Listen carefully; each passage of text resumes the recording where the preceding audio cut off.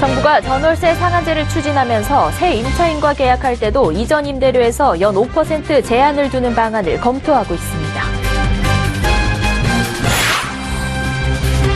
국내 증권사들이 새 먹거리를 찾기 위해 싱가포르에 적극 진출하고 있습니다. 은행이 2분기에도 실적 서프라이즈를 낼 것으로 전망됩니다. 증권가에서는 은행의 하반기 실적도 좋을 것으로 예상합니다. 서울시와 LG U+가 손을 잡고 교통사고에 대비하는 자율주행과 빅데이터 기술을 내놨습니다.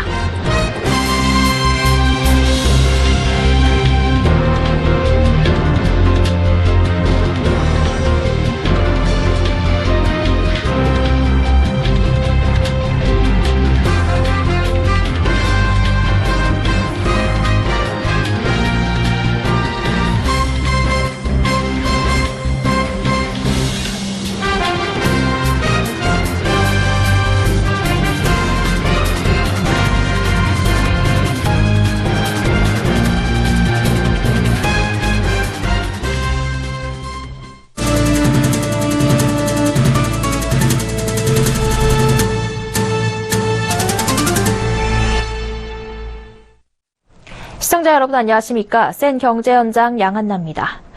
전월세 상한제를 준비하고 있는 정부가 재계약 시 연 5% 임대료 상한을 두는 것에서 새로운 계약을 할 때도 전 임대료에서 연 5% 제한을 두는 방안을 검토하고 있습니다. 이 같은 상한제가 도입되면 전월세 폭등을 막아 서민들의 주거 안정을 이끌 것으로 기대되는데요. 여기에 적정 임대료 상정을 위한 표준 임대료 도입도 검토 중인 것으로 알려졌습니다. 정창신 기자입니다. 전월세 시장 안정을 위해 정부가 추진 중인 전월세 상한제. 정부는 재계약할 때 임대료 인상률을 연 5% 이내로 제한하는 것에서 새로운 세입자를 받을 때도 이전 임대료에서 연 5% 제한을 두는 방안을 검토하고 있는 것으로 알려졌습니다. 여기에 임대차 계약 갱신 청구권제를 함께 도입해 현재 2년간 살 수 있는 전세 기간을 세입자가 원하면 2년 더 연장할 수 있도록 제도화하는 겁니다. 정부는 적정한 임대료 산정을 위한 표준 임대료 도입도 검토 중입니다. 표준 임대료는 주택의 위치와 상태, 준공 시기 등을 종합적으로 따져 전월세 가격을 표준화하는 겁니다. 이를 위해 입지와 주택 상태 등을 따진 주택 임대료 실태를 파악해야 하는데 아직 관련 통계는 없는 상황입니다. 국토교통부 관계자는 일단 자발적 임대주택 등록을 유도하고 난 뒤 고민할 문제라면서 최종 상황이 나오기 전까지 말하기 어렵다고 밝혔습니다. 부동산 전문가들은 문재인 정부의 주택정책 기조로 볼 때 임기 중에 전월세 상한제와 계약갱신 청구권제, 표준 임대료 도입 등이 이뤄질 것으로 내다보고 있습니다. 다만 집주인을 달랠 세금 감면 등의 인센티브를 함께 고민해야 할 것으로 분석했습니다. 실제로 전월세 상한제 도입은 이전 정부에서도 추진하다 업계의 반대로 무산된 바 있습니다. 일부에선 임대인과 임차인의 임대료 갈등이 불거질 경우 법원에서 조정해주는 임대료 조정제도 도입도 이루어져야 한다는 목소리도 나오고 있습니다.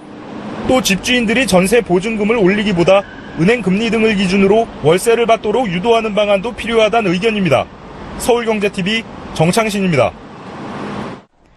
국내 금융사들이 새로운 수익원을 찾기 위해 동남아시아 금융시장에 잇따라 진출하고 있는 가운데 싱가포르로 걸음을 옮기는 증권사들도 늘고 있습니다. 신한금융투자는 싱가포르 거래소 회원으로 등록됐고 대신증권은 3분기 중 싱가포르에 현지 법인을 세울 계획입니다. 국내 증권사의 해외 점포가 큰 실적을 내지 못하는 상황에서 새로운 수익 모델을 만들어낼 수 있을지 주목됩니다. 김성훈 기자입니다. 신한금융투자는 지난달 29일 싱가포르 거래소의 파생상품 거래 회원이 됐습니다. 신한금융투자는 지난 2013년 9월 자체 개발한 롱숏 ELS에 대한 투자 설명회를 통해 싱가포르에 처음 발을 들였습니다. 이후 올해 3월 말부터 싱가포르 거래소 회원 가입 절차를 밟아 3개월 만에 국내 증권사 최초로 회원으로 등록했습니다. 신한금융투자 측은 이번 회원 가입을 통해 선물옵션 주문 체결 업무의 속도와 안정성을 높이겠다고 밝혔습니다. 대신증권은 올해 3분기 내에 싱가포르에 현지 법인을 설립할 계획입니다. 2008년 홍콩 법인을 설립한 데 이어 싱가포르에도 현지 법인을 세워 아시아 시장 진출을 위한 기반을 공고히 하겠다는 취지입니다. 본사에서 맡아온 IT 기술 수출, 판매, 관리 업무를 싱가포르 법인으로 이전해 이미 태국과 인도네시아의 수출에 호평을 받은 HTS, MTS 등의 수출을 확대하겠다는 전략입니다. 이외에도 동남아 지역 기업 공개 등 IB 업무와 주식 중개 서비스 등 현지 영업에도 적극적으로 나설 방침입니다. 싱가포르가 동남아 진출의 교두보 역할을 할 수 있고 글로벌 금융사들과 협력할 기회도 생길 수 있다는 장점이 있지만 일각에서는 우려의 목소리도 나옵니다. NH투자증권이 이미 수익 악화로 지난 2015년 싱가포르 현지 법인을 청산했고 대신증권의 다른 해외 법인의 성과도 그리 좋지 않은 상황이기 때문입니다. 대신증권의 IT 기술 수출과 IB 업무 전략이 싱가포르에서 통할 수 있을지 업계의 이목이 집중되고 있습니다. 서울경제TV 김성훈입니다. 은행들이 2분기에도 좋은 실적을 낼 것으로 기대됩니다. 지난달까지 잠정 집계된 기준으로 최소 3조 이상의 이익을 거둔 것으로 예상되는데요. 증권가에서도 은행주에 대한 호의적인 전망이 계속되고 있습니다. 앵커 리포트입니다. 증시에 상장된 국내 모든 은행과 금융지주사가 2분기 실적 서프라이즈를 낼 것이란 전망이 나오고 있습니다. 대신증권은 이들 금융사의 2분기 순이익을 전년 동기 대비 28.2% 늘어난 3조 2천억 원으로 예상했고 NH투자증권은 2조 8천억 원, 하나금융투자는 2조 5,600억 원 등으로 내다봤습니다. 금리 인상과 더불어 글로벌 경기 개선 등으로 금융사들의 수익성은 계속 좋아지는 추세입니다. 특히 이번에 은행들의 순이익이 크게 늘어난 것은 순이자 마진 개선과 대출 증가, 자산 건전성의 유지 때문으로 풀이됩니다. 특히 KB금융지주가 9천억 원에 달하는 실적으로 업계 1위를 기록할 것으로 보입니다. 증권사들은 하반기에도 금융사들의 수익성이 계속 좋을 것으로 전망하면서 은행주에 대해서도 긍정적인 견해를 나타냈습니다. 호의적인 금리 환경이 이어지고 있고 국내 단기금리도 상승 사이클을 나타내고 있어 은행 입장에서 순이자 마진과 대출 이익이 계속 좋아질 가능성이 높다는 이유에서입니다. 여전히 밸류에이션이나 배당 메리트가 상당히 크기 때문에 시장 내에서 안전지대로서 선택받을 가능성이 높고 내년부터 도입되는 금융상품 국제회계기준 IFRS 9을 계기로 은행들이 보유 지분을 매각할 것으로 전망되는데 여기서 얻는 매각 차익도 수익성의 플러스 알파로 작용할 것으로 예상됩니다. 당장 하반기 시장 금리가 어느 정도 상승하느냐에 따라 은행의 수익성이 결정되므로 업계는 금리 상승에 대한 기대감을 내비치고 있습니다. 서울경제TV 양한나입니다. 서울시와 LG U+가 자율주행 기술과 빅데이터 기술을 활용해 선제적으로 교통사고 대비에 나섰습니다. 첨단 기술이 바꾸는 교통안전, 이보경 기자가 보도합니다. 제한속도 시속 60km 구간, 제한속도를 넘겨 80km까지 속도를 내자 경고음이 울립니다. 자율주행차 기술인 첨단 운전자 지원 시스템이 차에 달려있는 센서로 표지판의 과속 정보와 차의 속도를 분석해 경고를 보낸 겁니다. 차의 주행 속도를 계산해서 0.1초에서 2.5초 안에 앞차와 부딪힐 수 있을 만큼 차간 거리가 가까워지면 경고를 보내고 방향지시등을 켜지 않고 차선을 바꿔도 경보음이 울립니다. 자율주행차 기술을 활용한 이 시스템을 법인 택시 52대에 적용했는데 교통사고가 날 수 있는 상황에 먼저 경보를 울리자 운전자 부주의나 졸음운전 등으로 인한 사고가 확 줄었습니다. 품위 추돌을 하고 안전거리 미확보 사고가 한 절반으로 줄었고 차선 변경 사고가 한 절반으로 줄은 상태입니다. 여기서 그치는 것이 아니라 운행 중 발생하는 경보 데이터는 실시간으로 서울시로 보내져 빅데이터로 축적됩니다. 서울시는 이 빅데이터를 분석해 경보 데이터가 자주 나는 교통안전 취약 지점을 파악하고 사고가 많이 나는 이유를 선제적으로 분석해 교통 시스템을 바꾸는 데 활용합니다. 보행자와 충돌 경보 알림이 울린 곳에 대해서는 무단횡단 금지 시설이라든지 아니면 실제로 횡단보도를 놓는다라든지 아니면 차선 이탈 경보가 많이 울려지는 그런 구간에 대해서는 차로를 재구획하거나 어떤 도로의 선형을 바꾼다라든지 이런 자율주행 빅데이터와 같은 첨단 기술들이 교통안전도 획기적으로 개선시키고 있습니다. 서울경제TV 이보경입니다. 완성차 업계가 최근 내수 부진에 시달리고 있습니다. 이에 판매 부진을 만회하기 위해 올여름 판촉 조건을 강화하고 나섰습니다. 선루프 장착에 여름 휴가비 지원까지 공격적인 마케팅으로 소비자 사로잡기에 나선 모습입니다. 김혜영 기자입니다. 국내 완성차 업계가 판매 부진을 타개하기 위해 과감한 여름 할인에 나섰습니다. 우선 현대차는 여름 휴가비를 지원하는 쿨썸머 페스타를 진행합니다. 이번 행사는 이달 31일까지 신차를 사는 고객에게 해당됩니다. 아반떼나 소나타 뉴라이즈 30만 원, 투싼 산타페, 맥스크루즈 등 SUV를 구매할 경우 50만 원의 휴가비를 받을 수 있습니다. SUV 구매 고객은 휴가비 대신 43인치 TV나 세탁기 등을 선택할 수도 있습니다. 르노 삼성은 고객의 취향에 맞춰 다양한 혜택을 선택할 수 있는 행사를 진행합니다. 차종은 SM3, SM5 등 6종입니다. 파노라마 선루프 무상 장착 80만 원 휴가비 110만 원 상당의 옵션 구매비 지원 중 선택할 수 있습니다. 또 르노 삼성차를 재구매하는 고객에게는 최대 200만 원을 깎아주는 재구매 더블 할인 혜택도 내놨습니다. 쌍용차도 울트라 쿨썸머 페스티벌로 할인 공세에 나섰습니다. 코란도 투리스모를 사면 사륜구동 시스템 가격의 50%인 100만 원을 지원받을 수 있습니다. 티볼리를 사면 긴급조동 보조 시스템 등으로 구성된 스마트 드라이빙 패키지 가격의 50%인 30만 원을 지원받을 수 있고 8인치 내비게이션도 무료로 달아줍니다. 한국GM은 일석이조 구매 프로그램을 내놓고 판매에 열을 올리고 있습니다. 스파크 올류 크루즈 올류 말리부를 최대 50만 원 깎아주고 12개월 무이자 할부 혜택도 줍니다. 또 제품 구매 한 달 안에 차량 환불과 교환이 가능합니다. 서울경제TV 김혜영입니다.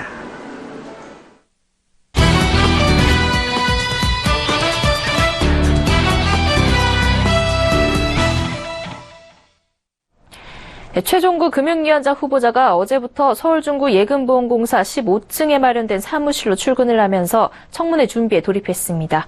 청문회 일정은 국회 정무위원회 여야 간사단 합의로 정해지는데 현재로선 오는 18일에서 20일 사이 열릴 것으로 예상됩니다. 새 금융위원장 앞에는 국가 경제를 좌우할 가계부채 문제를 비롯한 각종 현안이 놓여 있는데요. 최 후보자가 이 문제들에 대해 어떤 구상을 가지고 있는지가 관심입니다. 자세한 이야기 정은규 기자와 나눠보겠습니다. 안녕하세요. 네, 안녕하십니까? 네. 정 기자, 새 금융수장의 과제들을 짚어보기에 앞서서 우선 최 후보자가 청문회를 통과하는 게 문제일 텐데요. 분위기가 어떻습니까? 네, 최종구 후보자의 국회 청문회는 도덕성보다는 금융정책에 초점이 맞춰질 것으로 보여집니다. 여야 모두 최 후보자의 임명에는 큰 이견이 없는 것으로 전해지는데요. 다만 최 후보자가 금융위 상임위원으로 재직할 당시 미국계 사모펀드 론스타의 외환은행 매각 과정에 대한 책임 논란이 청문회에서 쟁점으로 부각될 전망입니다. 최 후보자는 금융위 상임위원으로 재직하던 당시 론스타를 금융자본으로 판단해 먹튀를 방조했다는 것과 여론의 눈치를 보느라 매각을 지연해 론스타의 투자자국 소송 제기에 단초를 제공했다는 비판을 동시에 받고 있습니다. 하지만 이 사안은 이미 수차례 논의가 됐고 2011년 금융위의 결정은 론스타의 먹튀를 방지하는 고육지책이었다는 평가가 지배적이어서 큰 장애물이 되진 않을 것으로 보입니다. 네. 청문회를 넘어서 금융위원장이 되면 가장 큰 현안은 역시 가계부채 문제일 텐데요. 더욱이 문재인 대통령이 관계부처들의 8월까지 종합대책을 마련하라고 숙제를 내놓은 상황이잖아요. 그런데 청문회 기간을 고려하면 금융위원장으로서 시간이 많지 않은 상황인데 이 최 후보자가 가계부채 문제를 어떻게 바라보고 있습니까? 네, 최 후보자는 최근 내정 직후에 기자 간담회를 열고 가계부채 문제에 대한 견해를 밝혔는데요. 당장 구체적인 대책을 내놨던 건 아니지만 어느 정도의 방향성은 보여줬습니다. 최 후보자는 간담회에서 가계부채가 우리 GDP 규모에 비해 과다하고 이것이 소비의 발목을 잡아 지속적인 성장을 저해하고 있다고 진단했는데요. 반면에 가계부채의 폭발성이 있냐면 그것은 또 그렇게 보기 어려운 부분이 있다면서 단기간에 해결할 방안이 있다고 생각하지 않는다고도 말했습니다. 이러한 발언을 고려하면 8월 말 발표되는 종합대책은 파격적인 정책보다는 금융당국의 기존 입장이 유지되는 선이 될 것으로 전망됩니다. 기존 입장이라는 것은 가계부채 증가 속도를 관리하면서 취약계층에는 맞춤형 지원을 하고 범정부 차원의 가계소득 증대 노력으로 빚상환 능력을 키우는 것인데요. 구체적으로는 마이너스 통장과 할부금융 등 대출 신청자의 모든 빚을 계산해서 상환 능력을 평가하는 DSR과 대출자의 장래 소득까지 감안해 대출 한도를 정하는 신 DTI 도입 등이 있습니다. 네. 당장 성과를 보기 위한 급격한 규제 등의 가능성은 낮다는 얘기인데요. 최 후보자가 내정이 되고 간담회를 가져서 여기서 일자리 창출과 서민 지원에 힘쓰겠다라고 밝힌 적이 있는데 이게 문재인 정부 코드 맞추기로 보는 시각도 있습니다. 어떻게 보십니까? 네, 최 후보자가 간담회에서 막중한 책임감을 느낀다는 짤막한 소감을 말한 뒤에 가장 먼저 언급했던 것이 일자리 창출이었습니다. 금융정책을 책임져야 하는 금융위원장 후보자가 가계부채보다 일자리를 더 먼저 얘기해서 좀 어색하게 느껴질 수도 있는데요. 최 후보자는 일자리 문제에 대해 가계부채와 연결된 해석을 내놨습니다. 금융의 역할은 보다 생산적인 부문으로 자금이 더 많이 흐르게 하는 것인데 가계부채가 문제가 되는 것은 가계부문에 자금이 너무 많이 흐르도록 한 것이 하나의 원인이라는 겁니다. 즉 금융이 좀 더 생산적인 부문에 자금이 흐를 수 있도록 한다면 일자리 창출에도 기여할 수 있을 거란 얘기였습니다. 또 최 후보자는 서민 지원과 관련해서는 앞으로 더 비용이 많이 들더라도 각별히 신경 써 나가야 한다고 밝혔는데요. 그동안에도 서민 지원 정책이 없었던 것은 아니지만 앞으로는 지속 가능한 성장을 위해서 반드시 필요한 일이 됐다는 겁니다. 네. 한편 금호타이어 매각이나 은산분리 규제 완화 등은 가계부채 문제와 비교를 했을 때 지엽적이라고 볼 수 있겠지만 이해관계가 얽혀있는 만큼 만만치 않은 과제가 될 텐데요. 최 후보자가 위원장이 되면 당국이 여기에 대해서 어떤 스탠스를 취할 것으로 전망하십니까? 네, 최 후보자가 아직까지 은산분리 규제 완화나 금호타이어 매각과 같은 개별적인 사안에 대해서 언급한 바는 없습니다. 하지만 금융위원장에 내정된 이후에 주목할 만한 얘기를 한 가지 했는데요. 금융은 다른 정책과 달리 정부 철학과 다르게 금융의 특성에 따라 가야 할 때가 있다고 말한 부분입니다. 여기에 비추어 짐작을 해보는 것인데요. 은산분리 규제 완화는 특정 기업이나 재벌이 은행을 사금고화할 수 있다면서 여당에서 반대하고 있습니다. 특히 문재인 대통령도 선거 과정에서 금융과 산업자본은 분리돼야 한다는 입장을 밝혔는데요. 은산분리 완화는 IT 기업이 주도하는 새로운 은행을 만들겠다는 인터넷은행 도입 취지에서 보면 반드시 필요한 부분입니다. 따라서 최 후보자가 금융위원장이 되면 금융의 입장에서 관련법 통과를 위한 국회 설득 등을 기대해 볼 수 있지 않을까 생각됩니다. 또 금호타이어의 경우도 지난 대선 때 문재인 대통령은 물론 더불어민주당 등 정치권에서 호남의 지역기업을 중국기업에 헐값에 팔아서는 안 된다고 반대했는데요. 하지만 이번 매각은 채권단 입장에서 보면 타당성이 없거나 법을 어긴 것도 아닌 만큼 최 후보자가 청문회를 통과하면 어느 정도 금융의 입장에서 가르마를 타줄 것으로 보여집니다. 네, 최종구 금융위원장 후보의 앞으로의 구상에 대해 정은규 기자와 이야기 나눠봤습니다. 오늘 말씀 고맙습니다. 네, 감사합니다.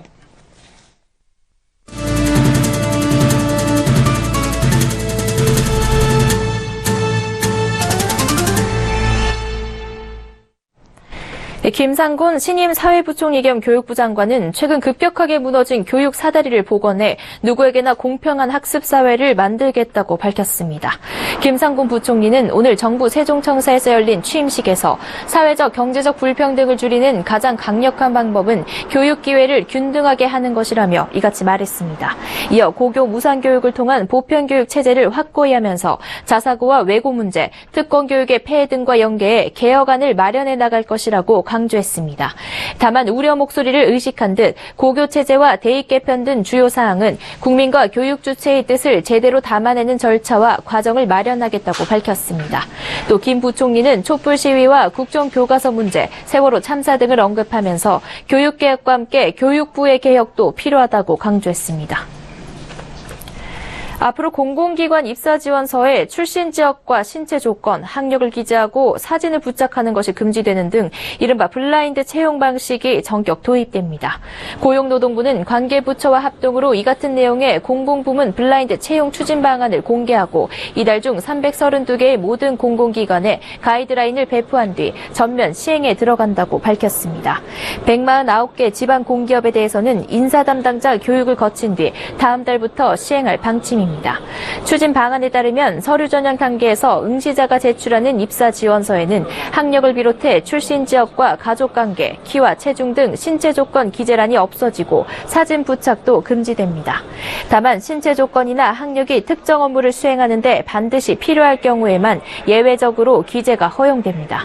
또 면접 단계에서 면접관이 응시자의 인적사항에 대해 물어서는 안 되며 직무 관련 질문만 허용됩니다. 금융투자업계에 따르면 지난달 말 기준 국채와 특수채 합계 발행 잔액은 960조 원에 육박하는 958조 7,067억 원으로 집계됐습니다. 이 중 국채 발행 잔액이 618조 8,257억 원, 특수채 발행 잔액은 339조 8,810억 원으로 나타났습니다.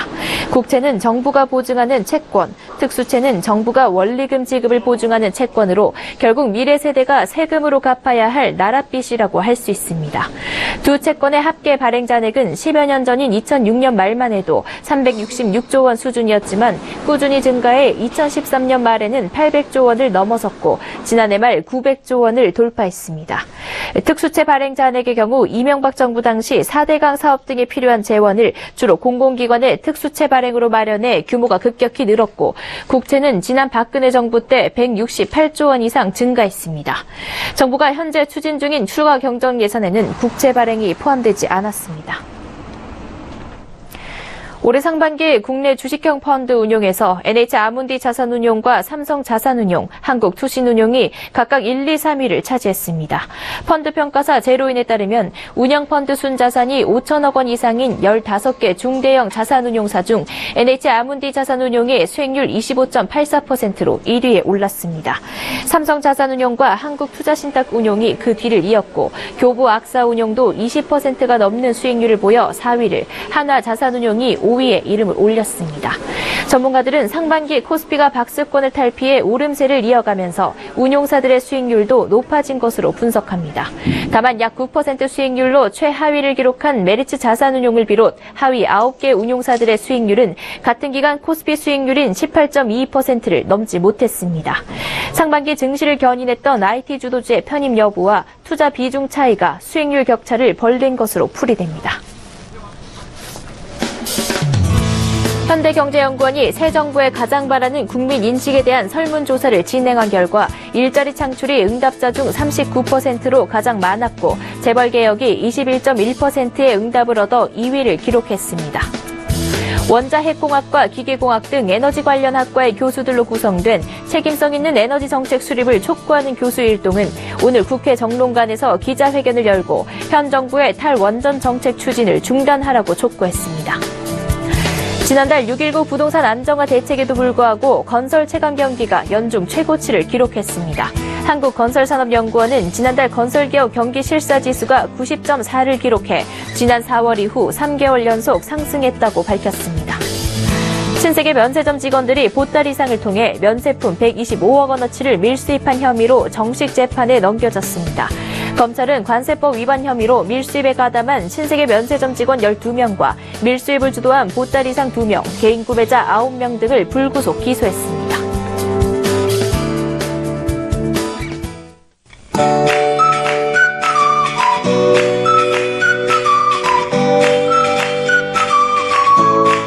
안녕하세요. K웨더 라이프스타일 예보 윤지향입니다.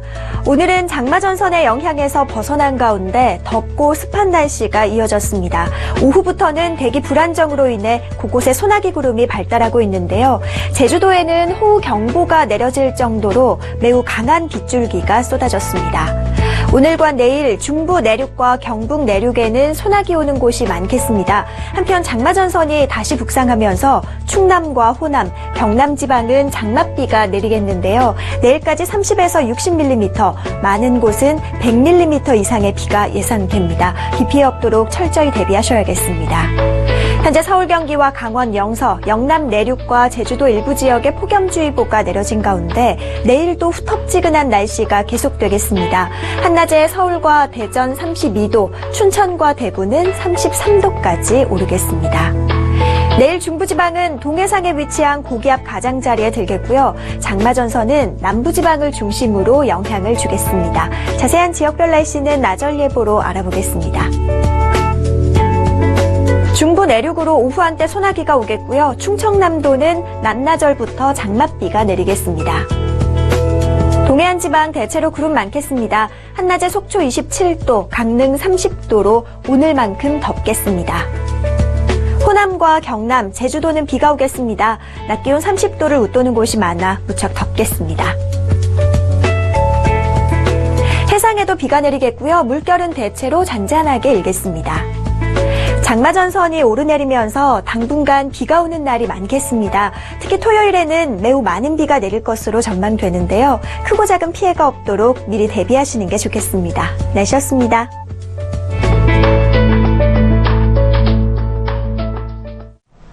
센 경제 현장 여기까지입니다. 시청해주신 여러분 고맙습니다.